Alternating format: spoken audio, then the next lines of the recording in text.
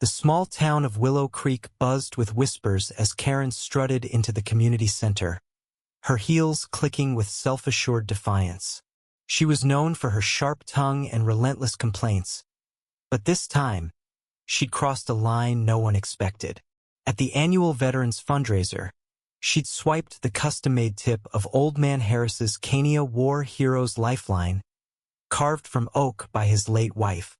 Karen claimed it was just a prank, but the town saw it differently.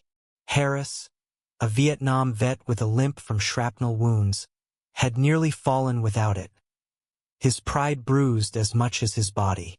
The theft wasn't just petty. It was personal.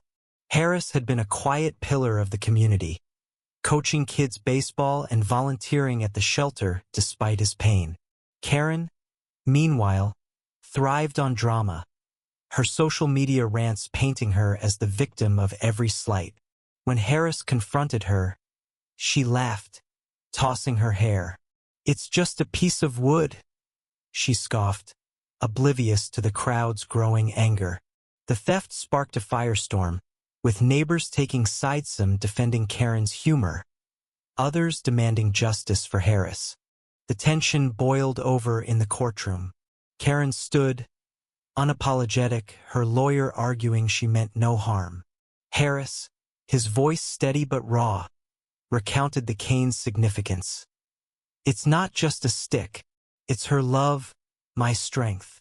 The room fell silent, the weight of his words sinking in.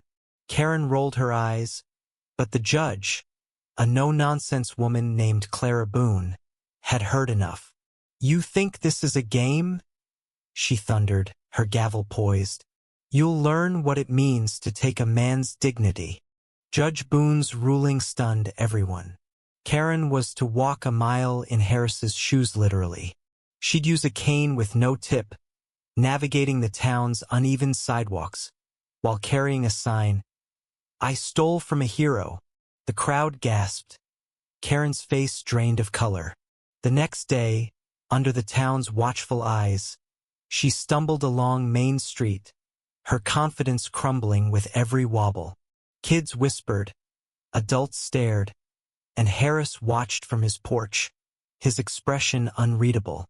Karen's complaints turned to curses, then silence, as the physical and emotional toll hit hard. By the mile's end, Karen's bravado was gone. She collapsed on a bench, tears streaking her face. Harris approached, offering her water. "I didn't want this," he said softly. "I just wanted my cane back." Karen, humiliated, muttered an apology, but the damage was done.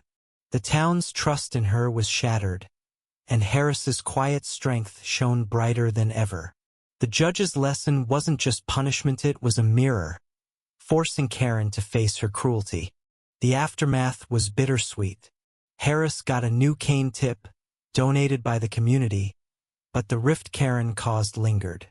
Some forgave her, others didn't. She moved away months later, unable to escape the shame. Harris kept coaching, his limp a badge of resilience. The town learned, too, kindness wasn't just a gesture. It was a lifeline. What do you think, was the judge's ruling fair or too harsh? How should a community heal from such a betrayal?